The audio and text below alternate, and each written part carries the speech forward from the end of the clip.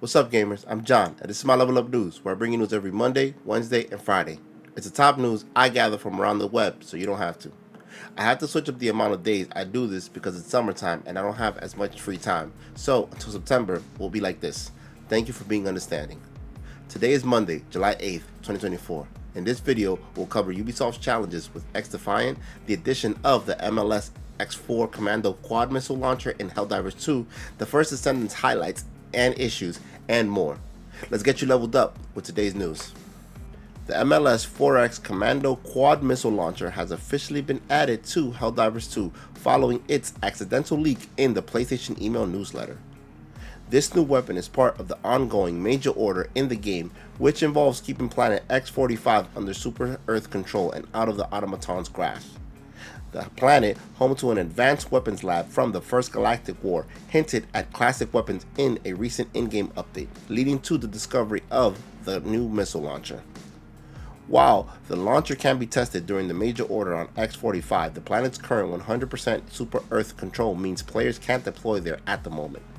The community is relieved not to have received the less popular anti-tank mines instead.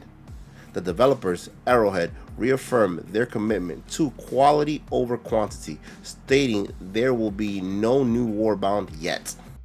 The First Descendant, despite initial criticism for its similarities to Destiny and other games, has several enjoyable aspects.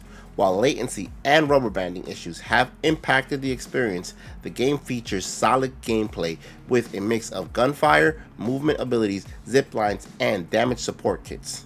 The character kits offer diverse and unique playstyles, and landing unexpected strong item drops provides a satisfying looter experience. Colossal battles are well designed, requiring strategy and skill, though some boss mechanics can be frustrating for random groups. The game offers a variety of activities, from farming materials for characters and weapons to pursuing story mode and leveling up.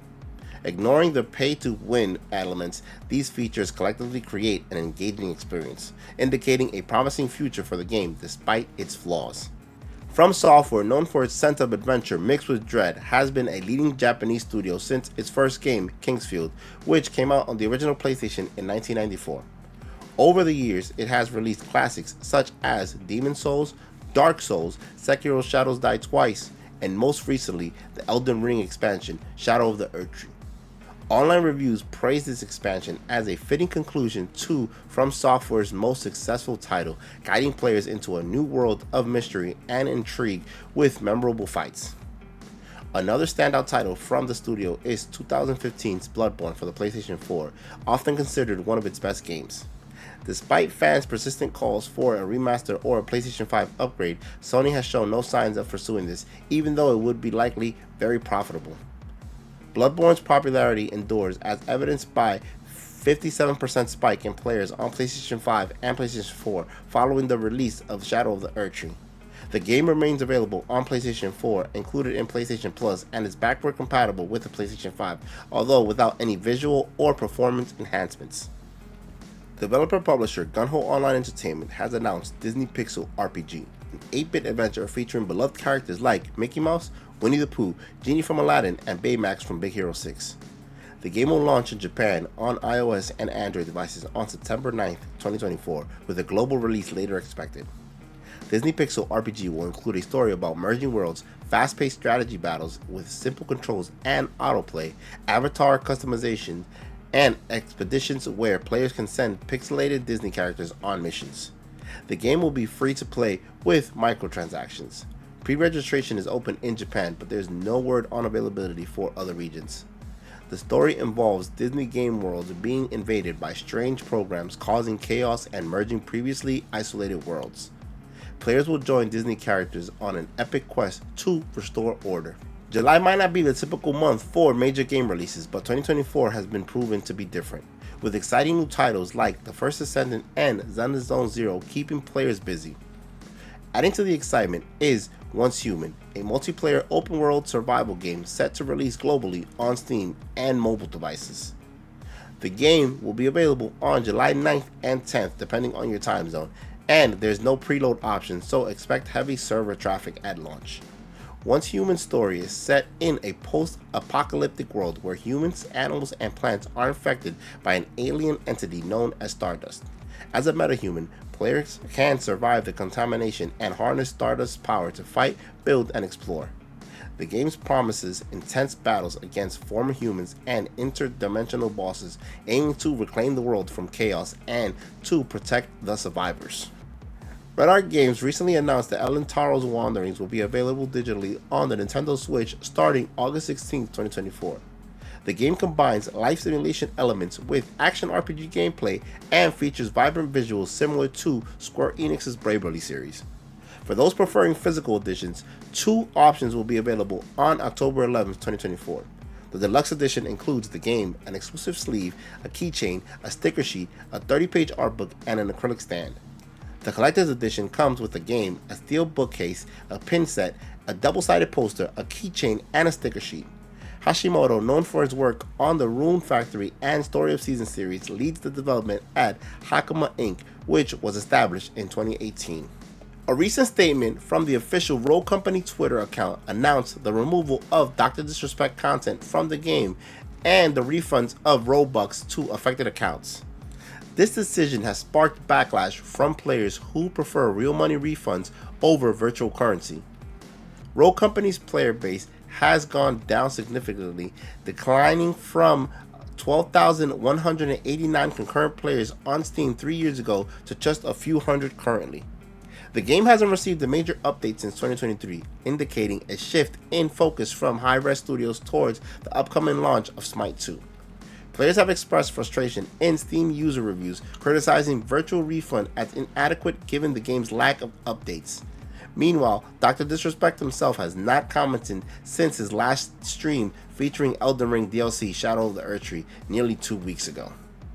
Elden Ring is getting a 5-minute fan-made anime adaptation later this year, with a sneak peek trailer already available. The production, led by Stan's Alter on Twitter, showcases a greatest hits collection of in-game bosses, including Melania, Mog, Redagon, Malagith, and even teases DLC bosses like Mesmir.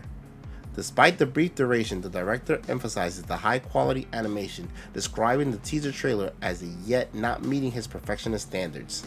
This adaptation follows recent discussions about a potential Elden Ring movie, with From Software president Miyazaki expressing interest but noting that the studio lacks the expertise in filmmaking. Despite recent maintenance, an issue with Final Fantasy XIV on Xbox remains unresolved, particularly transition freezes associated with the new Dawntrail expansion. Director and producer Yoshida apologized for the issues, and although Square Enix has taken preliminary steps to address the problem, the game still experiences unresponsiveness when transitioning between areas on Xbox consoles. The company is working closely with Microsoft and conducting rigorous testing, but fully resolving the issue is expected to take time. In the meantime, a temporary solution has been applied to public service with ongoing monitoring. If the problem persists, Square Enix may extend free gameplay time to affected players. Other issues such as animation errors, including a distorted Eat Pizza emote for certain male Aru characters, have been fixed. Yoshida noted that Final Fantasy XIV has reached record concurrent user numbers, comparable to those seen at the launch of A Realm Reborn in 2013. After several setbacks, Ubisoft finally launched its first-person shooter XDefiant earlier this year. Originally stated for release last year, various issues delayed its launch until May. Despite the extra development time, XDefiant faced a server issue at release, leading to some players feeling like the game was rushed. Executive producer Mark Rubin addressed these concerns, explaining that the game was not rushed and detailing the challenges the company faced. Rubin highlighted that XDefiant was built on Ubisoft's Snowdrop engine, originally designed for MMOs like Tom Clancy's The Division. Adapting this engine for a first-person shooter required building infrastructure forms from scratch, unlike other shooters that began with engines already suited for the genre. Despite these hurdles, Rubin emphasized the team's commitment to improving XDefiant, ensuring it becomes a stable and feature-rich game. Since its launch, XDefiant has gained popularity and is available on Xbox, PlayStation 5, and PC. And with that bundle of gaming news, I hope you got enough experience points to level up your gaming knowledge today. Make sure you like, share, subscribe, and don't forget to hit that little bell notification so you don't miss any new videos coming out.